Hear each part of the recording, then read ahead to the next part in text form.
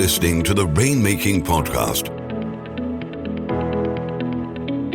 hosted by high-stakes headhunter, author, and professional speaker, Scott Love. You're listening to the Rainmaking Podcast, and my name is Scott Love. Thanks for joining me on the show today. Our guest today is someone that I've known since 1995. I actually saw him speak at a sales meeting that I went to when I was a sales rep for a telecommunications company way back when. Our guest is Stephan Schiffman, and I remember his presentation as if it was yesterday. I've read his books, which have helped me. And by the way, he's written over 70 books in the area of sales, including cold calling techniques that really work, and several others. And I put those on the show notes. Stephan has trained over 500,000 professionals in over 9,000 companies, and he's been a leader in the motivational and sales training arena since 1979. Today, we're talking about how to separate yourself from your competitors, regardless of what industry you work in. This is going to be something that's going to be helpful for you. Make sure you connect with Stephan. We have his contact info on our show notes. And as always, this show is sponsored by Leopard Solutions, Legal Intelligence Suite of Products, Firmscape, and Leopard BI. Push ahead of the pack with the power of Leopard. And now, here's our guest, Stephan Schiffman. Hey, this is Scott Love with the Rainmaking Podcast. I've got a special guest today, Steve Schiffman. Let me give you a little bit of background. I first met Steve in 1995. He came and spoke at a company. I was working for a telecom company for an annual sales meeting. I remember his presentation to this day. I've used his concepts to this day. I've read his books, and they've helped me in my business, and I want to share his ideas with you today. So, Steve, thanks for joining me on the show today. Well, thank you. And Scott, thank you for remembering, if nothing else. Thank you for that. You know, I've been doing this for a long time. And what intrigues me is not what I did, but how people use it and then go forward. I mean, you and I have been together, if you think about it, a long time. That's right. And the concepts that I learned from you have helped me significantly, especially when you make introductions with people. And I remember the one story you talked about, if you had pencils on Times Square and you're selling pencils. Do you remember this? Yes, here's the story, real quick. The story Tell me about this story. If all you did was you were selling pencils, there was a guy in Times Square that sells pencils, whatever, and he would go and stand in a corner in the subway station, and he'd sit there and go, want to buy, want to buy, want to buy, want to buy, want to buy, want to buy. That's all he did, want to buy. Just said that. And what would happen is people would walk past him, but eventually someone bought. And so you start to learn that no matter what you do, if you did it long enough, eventually someone's going to buy. Here's the reality. Reality is 1/3 of the people you go talk to will buy, 1/3 will never buy. And the real key is the in-between group. How are you going to get those people to buy from you? That's right. And tell me about that. How do we get those people to buy from us? They're in between. What do we do to put the odds in our favor? You know, that leads to an interesting discussion about how do you differentiate yourself. I happen to believe that virtually every product or service is really a commodity. It's all the same. All said and done, you have to do what they ask. Well, but they being the buyer. So you need to bridge the gap between buyer and seller. So that's the first thing you think about. Right. But here's reality. Reality is if we're selling a commodity, how do we separate ourselves out from the other person who's selling the same thing in the same space to the same person? Because all said and done, if you're selling paper, as a weird example, you're going to go to people who use paper. I mean, just think it out. So therefore, everybody who sells paper goes to people who use paper. So how do you separate yourself out? And there is a difference. And we could talk about that if you want, because it really is saying what you do will help somebody do what they're doing better. And what do you mean by that exactly? Okay. Tell me about that. Yeah, that's crucial.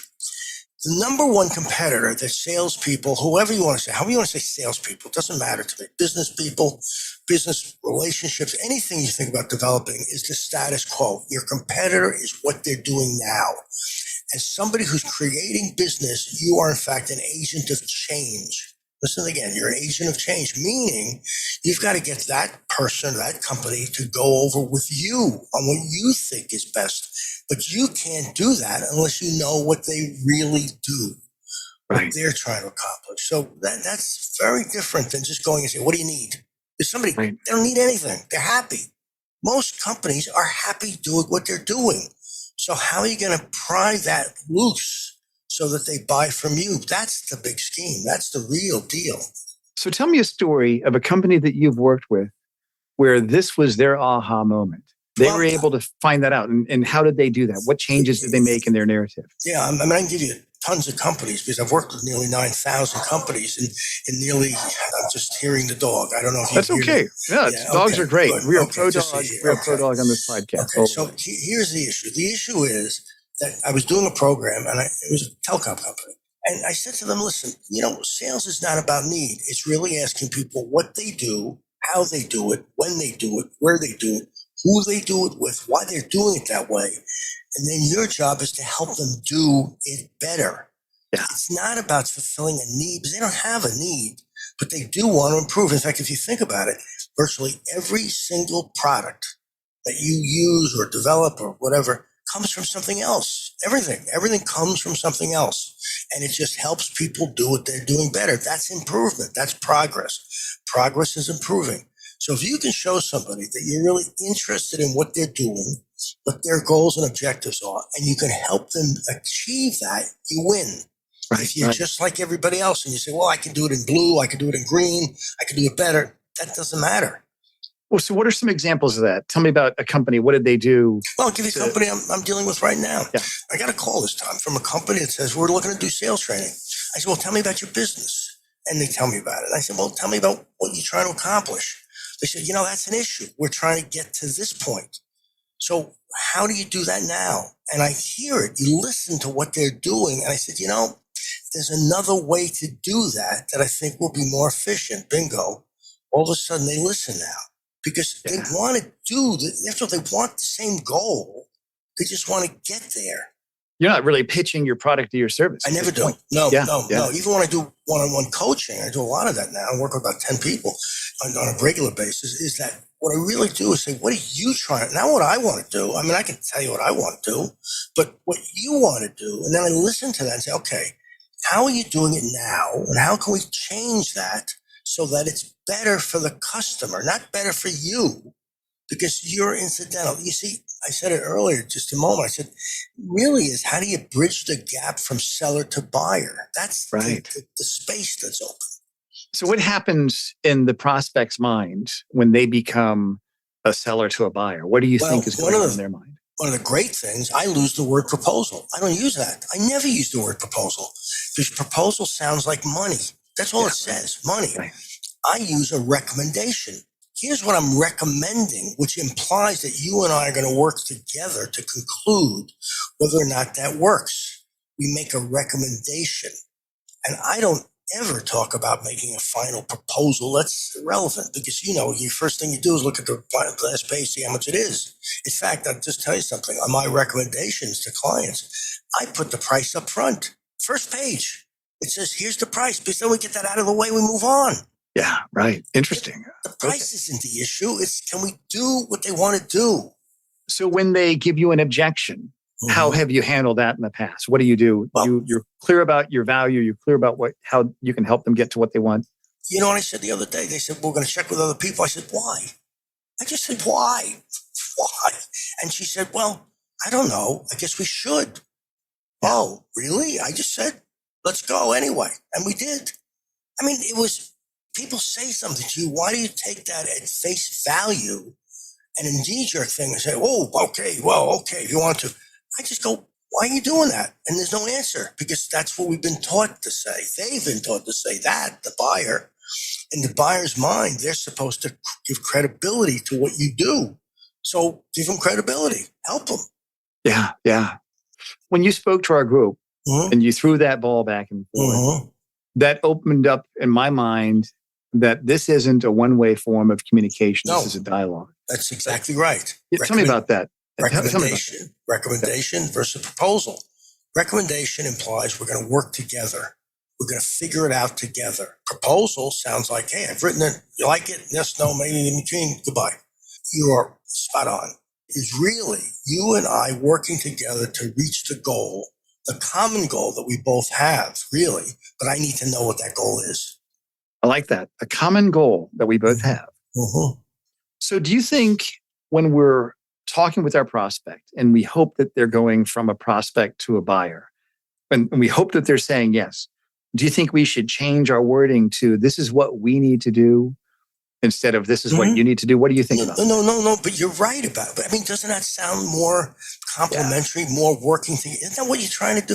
I don't understand salespeople go in and say, want to buy. I mean, yes, you can make a living that way. I mean, I can give you people who are on the street, stand there and go, want to buy.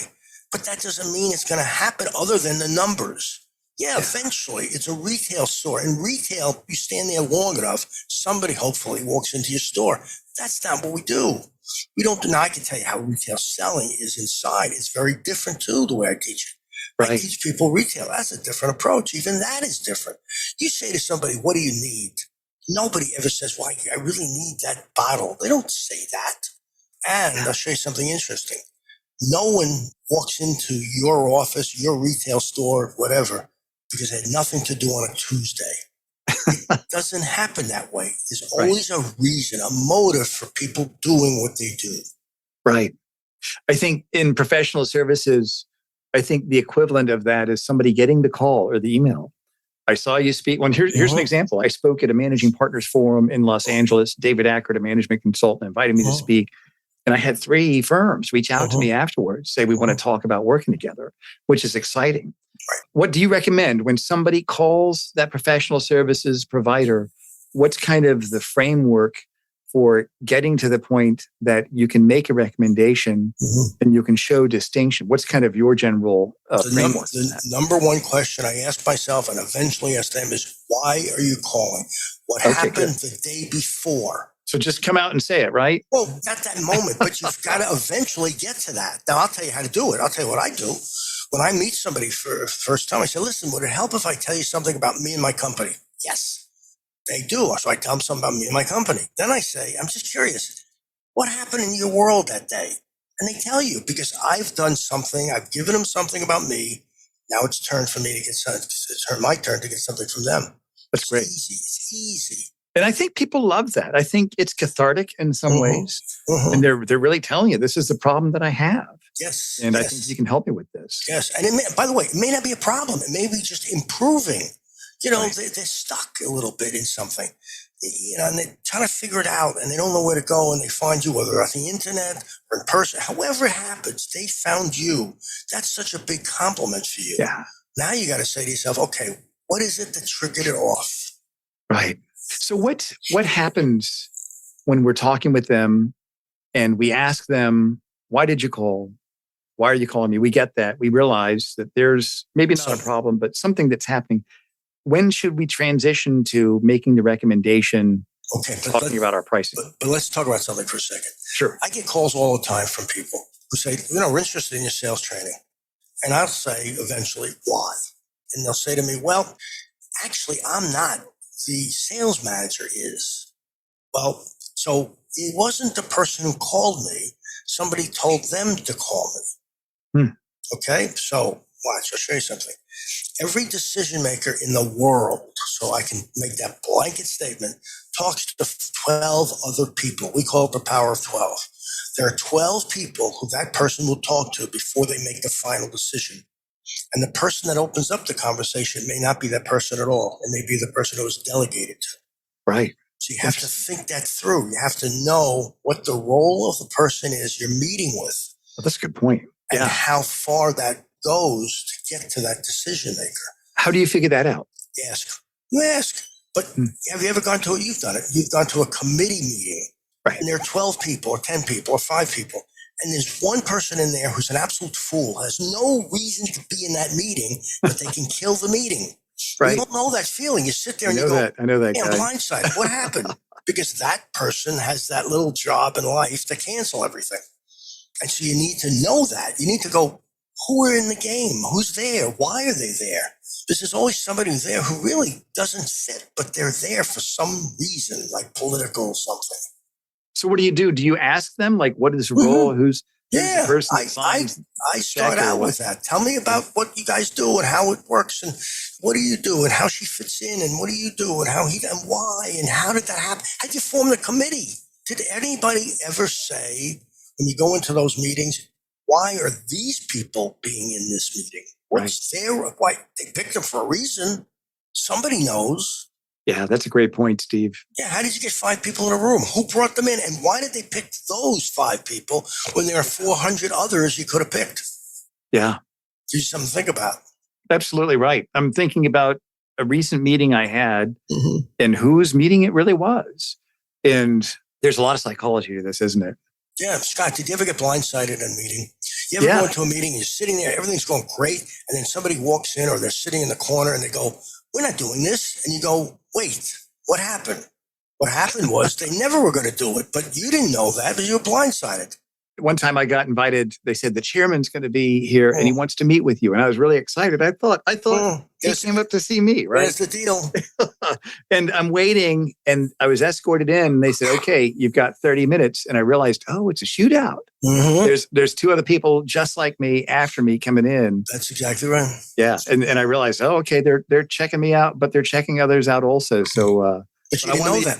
But you didn't know that, did you? I didn't know that. Yeah. No. So what do you think of the pitfalls that people in sales, people that are business developers, what pitfalls should they look out for in how they communicate their narrative to their clients and client prospects? And how do they find that distinction, that differentiation? What are some of the pitfalls they should avoid? The biggest thing is never being labeled a salesperson.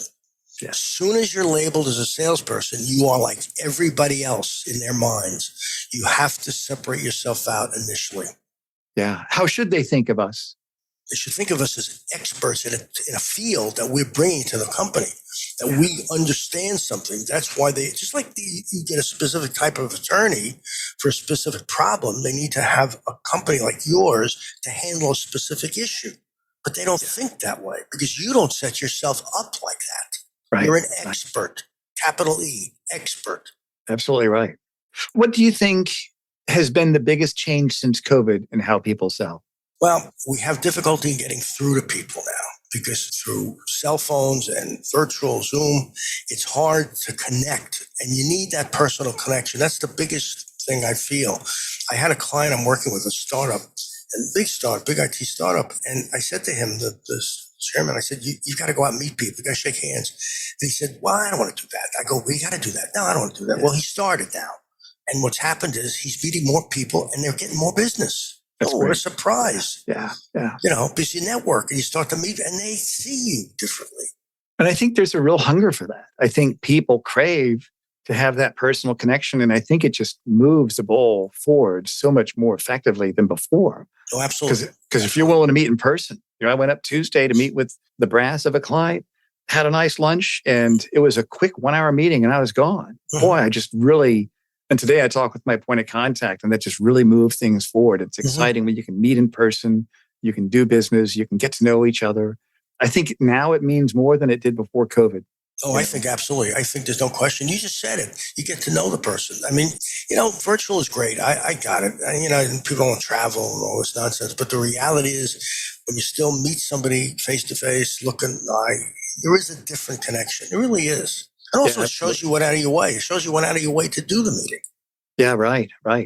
What's one thing that you've learned this year since COVID? What's one thing that has been a revelation for you, Steve? You can't stop. Just as simple as that. You can't let anything get in your way. You have to overcome it.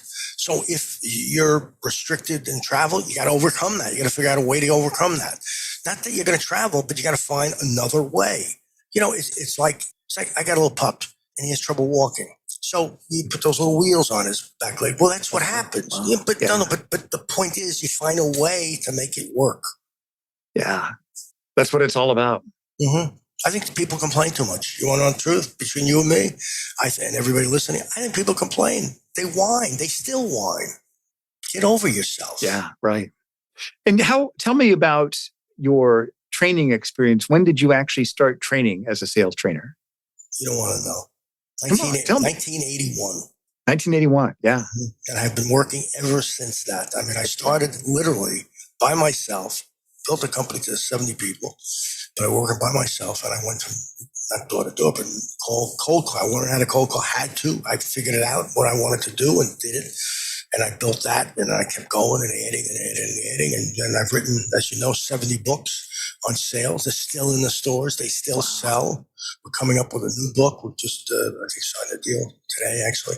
So What's the book? What's the book? It's on getting appointments in this new world of email and of direct messaging. And how do you get through to somebody now? What's the difference? But you still have to have the meeting. So you can't ignore it. If you do ignore it, they'll just continue doing what they're doing. They don't sweat it. That's their life. Right. So what's your best story? When you've given all these presentations, what's the weirdest thing you've ever seen happen during one of your presentations? I've seen people go to sleep. That's the weirdest thing. If you want to know the truth, they go to sleep. And I go, well, how do you do it? I'll give you just a quick thing. This is what I do. When I go in front of a group, and let's say, for argument's sake, 1,000 people, I go into the group. I actually go in. And I go to somebody and I say, what's your name? And they go, Bill or Joan. And I go, okay, Joan, so you got that name. Why Joan? And she'll say, see, I don't know. My parents gave me that. I said, but why Joan? She could have given you a million other names. Why Joan? And she'll go, well, I don't know. I said, let me ask you a question. How many of you have kids? And they already have own kids. How long did it take you to name your children? Oh, I got books and things. Because people do. They get books on that. How to name it, right? They think about it for days and weeks and months, what to name their child. It's a big decision. But most people don't know why the decision was made that way. They just accept the name. But wouldn't it be interesting if everybody said, why is that working that way? Why did it happen that way? How are they trying to accomplish? What was the name Joan? What was that reference to? And all of a sudden, you get a whole different discussion going. Wow. So I ask those questions. I ask how people got in their job. That's fascinating to me. Why somebody becomes an attorney, a doctor, a dentist, a vet. Why? What happened in their world that said, this is the direction I want to go? You don't think that's the most fascinating question in the world? Yeah. Do you think that you've become more curious about people the longer you've been in sales? I've been curious since day one. I love knowing people's stories. And they tell you if you ask. And it's not this junk that says, well, if you ask somebody about, they like to talk about themselves. That's not it. They answer the question. That's the reason. Because you ask the question. Nobody asked that question. Right. When was the last time someone said to you, hey, Scott, how did you get into this? Right. They don't ever ask you that. No one asks you that. They just assume that's your life. And people like to talk about their stories, don't they? Because they're great stories. Yeah. They're great. For example, I'm in New York City, so I'm in Manhattan. But think about the guy who's in Iowa. How did he get to Iowa? So I have a great friend who's in Iowa, and he was Secretary of Agriculture.